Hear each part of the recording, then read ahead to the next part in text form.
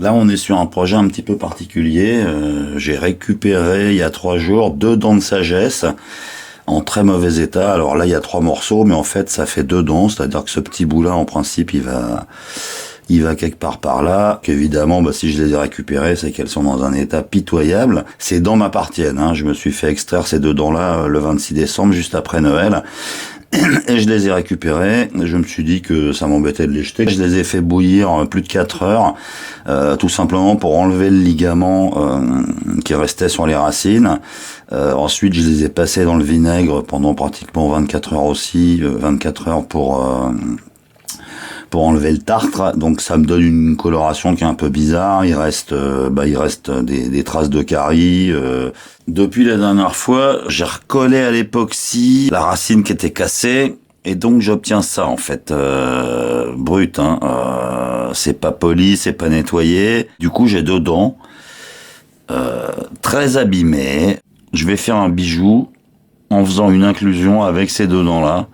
Donc après le collage à l'araldite, à l'époxy, je vais les nettoyer très légèrement avec mes petites limes, juste pour enlever les grosses bavures, quoi, les morceaux je fais souffler, qui n'ont rien à faire là. Là, il m'en reste un petit peu aussi. On va changer de côté. Il reste c'est blanc en fait, ça se voit, quoi. Donc je vais simplement lisser le profil de la dent. Après, je nettoierai tout ça à l'acétone. Pour les couler dans une résine, il va falloir que je fasse un moule et je vais essayer de l'imprimer en filament flexible. J'ai imprimé un moule pour pouvoir faire mon coulage, mon inclusion avec les dents. Donc il y en a une qui va venir comme ça, peut-être l'autre comme ça, je sais pas, on verra plus tard. Donc je mettrai les 2 côtés vraiment dégueulasses du même côté, ce qui fait qu'en retournant le bijou, il y aura un côté très gore et un côté pas gore du tout. Alors ce moule, c'est du filament flexible, c'est du Polyflex. Polyflex, c'est une marque, hein. Il y a Ninja Flex aussi, peu importe, mais c'est souple en fait. C'est-à-dire que j'espère que grâce à ça, je pourrai démouler ma pièce en poussant fort. Même si l'intérieur du moule l'intérieur est pas lisse, hein, j'espère que ça sortira. Alors je vais quand même enduire tout l'intérieur du moule avec de la cire. J'ai pas de cire de démoulage. Donc ce que je ferai, c'est que j'utiliserai la cire de Carnauba qui me sert à faire les finitions, en espérant que ça aidera et que la résine de coulée sera pas complètement collée au moule. On verra bien. Je vais faire une première coulée de résine dans le moule pour pouvoir poser les pièces dessus. Alors celle-ci, cette dent-là, elle a un énorme cratère ici, donc ça, je peux pas prendre le risque de le laisser comme ça. C'est-à-dire que si je la présente comme ça et que je coule ma résine, ce qui va probablement se passer, c'est que au fur et à mesure que je vais verser, ça va recouvrir et il y a une énorme chance qu'ici j'ai une bulle d'air qui se coince. Donc avec ce qui me restera de la première coulée, je vais venir remplir au moins partiellement l'intérieur de ce cratère, parce que c'est un cratère, et j'espère que ça limitera les dégâts dans la coulée définitive qui va recouvrir la totalité de la dent. Pour l'inclusion, je vais utiliser ça. C'est de la résine que j'ai trouvée chez Cultura, c'est vendu en petite quantité. C'est relativement cher quand on voit le volume, mais bon, je vais pas rentrer un bidon de 50 litres. C'est une époxy transparente pour de la coulée, donc on va essayer. Je m'en suis jamais servi, on verra bien ce que ça donne.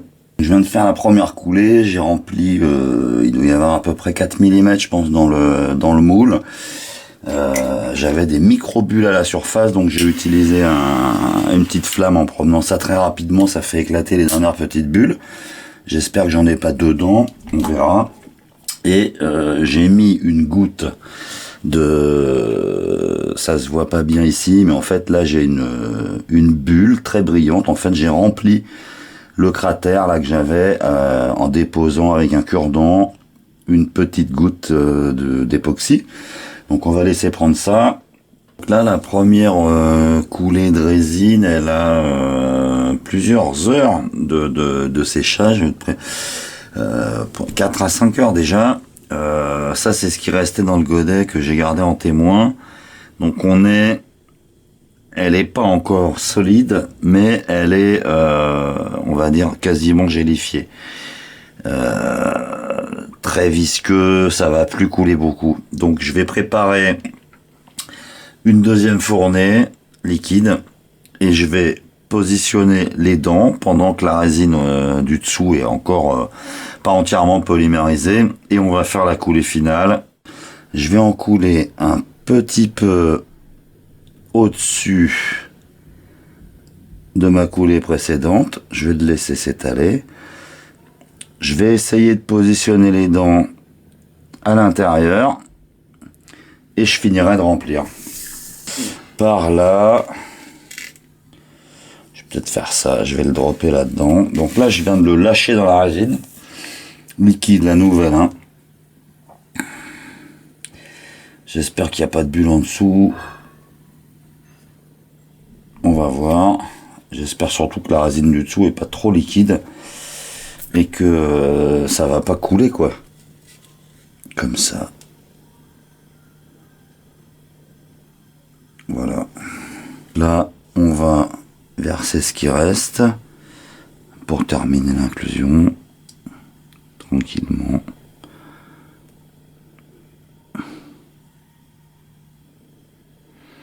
Mais j'ai l'impression que mes dents, elles ont traversé et qu'elles sont collées au fond, quoi.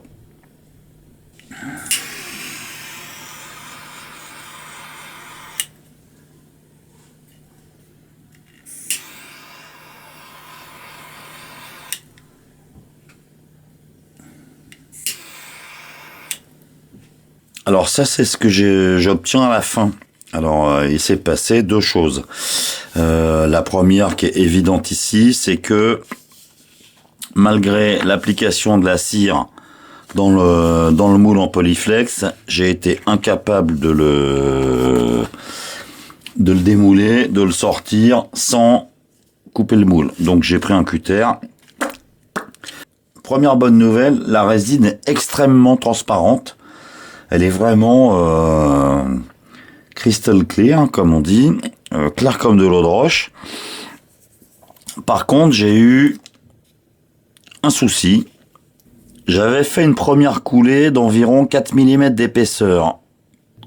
Ont coulé jusqu'au fond, c'est-à-dire qu'elles ont rejoint le fond du moule, et que ma coulée complémentaire, finalement, a tout recouvert. Donc je me retrouve avec les dents qui sont pratiquement en contact avec cette surface-là, donc qui arrive à peu près ici. Donc là, j'ai 4 mm de résine en trop, et là, il me manque 4 mm de résine. Du coup, j'ai collé du scotch, c'est du scotch de peintre, hein. J'ai fait 2 tours sur la partie qui était déjà coulée, simplement pour la rehausser de 5 mm. Cette coulée, il faudrait idéalement qu'elle adhère parfaitement à cette surface qui est pas plane. Il y a des rayures, il y a des traits, des tracés qui sont liés à l'impression 3D tout simplement du moule, hein, qui laisse des stries. Du coup là on voit une petite marche, hein, c'est l'endroit où j'avais mis le scotch pour rajouter mes quelques millimètres d'époxy. Alors du coup c'est pas tout à fait aligné là, hein, donc il va falloir que je reprenne la forme. Par contre c'est l'autre côté, du coup celui qui est nettement trop haut, parce que dans la première coulée les dents étaient descendues au fond du moule. Là il va falloir que j'en enlève 3-4 mm peut-être pour être à peu près symétrique, on va dire. J'ai retiré déjà la surépaisseur que j'avais ici, hein. Alors je l'ai fait à la scie à métaux finalement, et puis j'ai repris les gros défauts, les remontées qu'il pouvait y avoir avec la lime. Donc on a quelque chose qui est complètement dépoli, rayé, qu'il va falloir travailler. Donc maintenant on va passer au ponçage. Donc là on est sur de l'abrasif à l'eau. Je vais commencer au 120. Au début je m'embête pas, donc j'ai pas encore fait les côtés. Je m'embête pas à faire des mouvements circulaire, c'est-à-dire pour que ça aille plus vite, ben, je fais des longueurs, quoi. Là j'ai une bulle par exemple, elle va peut-être pas trop se voir à la caméra, mais elle est juste en l'angle, donc soit je casse l'angle, soit on va voir. Ce pendentif en fait, alors vous avez vu, je me resserre en fait du moule en polyflex là pour tenir la pièce, la serrer, c'est assez pratique. J'ai été obligé de le couper, mais du coup c'est bien. Il va falloir que je perce comme ça, au milieu à peu près, un passage pour pouvoir mettre un cordon plus tard, ou pas une chaîne mais une ficelle j'allais dire. Alors pourquoi est-ce que je fais ça maintenant? Parce que quand je vais percer dans la résine, l'intérieur du trou va blanchir. C'est comme ici quand on ponce, qu'on usine, tout le côté totalement transparent disparaît, on se retrouve avec un truc blanc. Donc je vais essayer de percer en plusieurs fois jusqu'à un diamètre suffisant, peut-être 3-4 mm, ça dépend des forêts que j'ai sur la Dremel. J'ai trouvé un bout de bois qui me permet de caler à peu près au bon angle. Donc on va essayer, je vais démarrer la Dremel, c'est un tout petit forêt, il fait 1 mm. On va voir ce que ça raconte et... Alors je tourne lentement parce que c'est du plastoc, hein. Toujours pareil. Là, allez, on y va là. Donc là je débourre, c'est pas mal, on est ressorti, on n'est pas centré. Là on est sur du forêt de 1,2, je vais passer une autre fois à 2,8. Et peut-être que je passerai à 3,2, ça permettra de passer un gros cordon et de polir l'intérieur. Donc on va changer les forêts, on va repercer au même endroit. Ce que je vais faire aussi, c'est comme ça va recevoir un cordon, je l'ai déjà fait de ce côté-là, en fait. Là j'ai fait un petit chanfrein sur le bord, c'est-à-dire qu'en fait avec cet outil à chanfreiner, je suis venu comme ça et j'ai juste gentiment donné quelques tours. J'appuie un petit peu, hein, j'espère que vous allez le voir à la caméra. Voilà, on commence à voir quelques copeaux. L'idée, voilà. L'idée, c'est... il n'y a pas uniquement le trou, c'est biseauté à 45 degrés tout autour, ce qui fait que s'il y a un cordon en cuir ou en tissu ou en que sais-je qui passe là-dedans, il se coupera pas trop vite sur le bord. Là, je suis passé au 400, donc sur cette face-là, c'est pas mal. Cette face-là, ça va pas se voir à la caméra, mais je vois encore... Je vais essayer, hein. Je vois encore quelques toutes petites rayures qui correspondent au grain 120. Ça veut dire que j'ai pas poncé suffisamment au 400, j'ai pas réussi à effacer toutes les rayures du 120. Je vais gentiment essayer de polir le passage du lacet, plus en tirant comme ça un peu en biais le petit chanfrein à 45 que j'ai fait. J'aimerais bien que tout ait à peu près la même tête, quoi. Donc je fais comme les aiguilles d'une montre, un peu plus rapidement. Je vais pas mettre 24 heures à faire un tour complet. Là c'est après le grain 500 essuyé, séché, donc on est sur quelque chose qui est dépoli, qui est lisse. Au toucher, c'est très lisse en fait. Quand on passe les doigts, on a l'impression que c'est parfaitement lisse. C'est pas le cas. Ça commence à être transparent. Je suis arrivé au grain 800 à peu près partout. Ça commence à être lisse en fait. Pour la suite, je vais plus utiliser de l'abrasif en fait en feuille, mais des pannes en mousse. Donc normalement ça se monte sur un velcro, hein, sur une ponceuse ou une polisseuse. Là j'ai deux marques différentes, mais je m'étais arrêté au 800. Là j'ai 1000, grain 1000, 2000, 3000, 4000. Donc tout ça se ponce à l'eau évidemment. Donc je vais le faire dans la gamelle.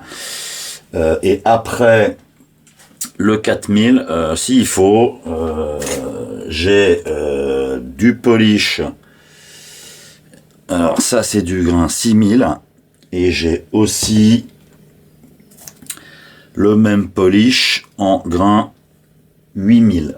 Donc si avec ça j'arrive pas à sortir un truc brillant, bah, c'est que je suis une quiche. Là c'est après le grain 1000, donc ça commence à être transparent, mais pas encore quoi. Là c'est grain 2000. Pareil, c'est encore dépoli. Grain 3000, c'est de moins en moins flou.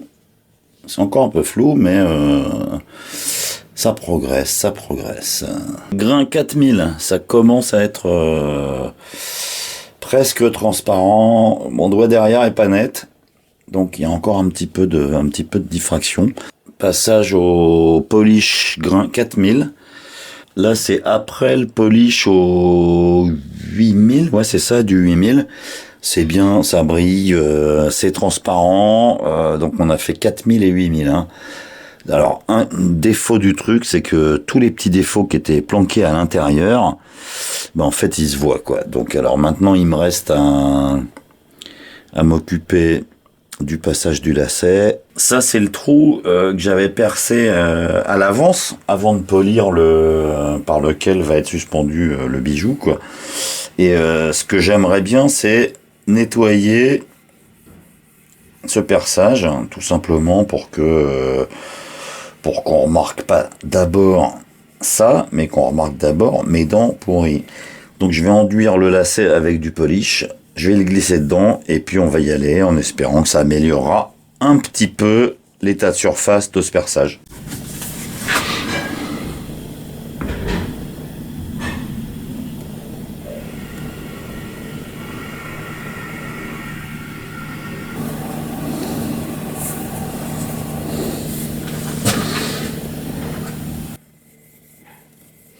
Alors j'essaie de le faire tourner sur lui-même pour répartir. Là, il n'y a plus rien dessus.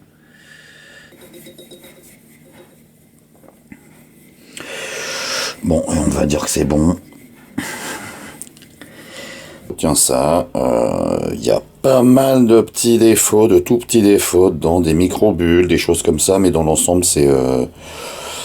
pour une première, c'est pas trop mal. Et surtout, j'ai appris... maintenant, je sais ce que je ferai différemment quand j'en referai une inclusion, pour pas avoir justement les mêmes défauts. Merci d'avoir regardé, et à la prochaine.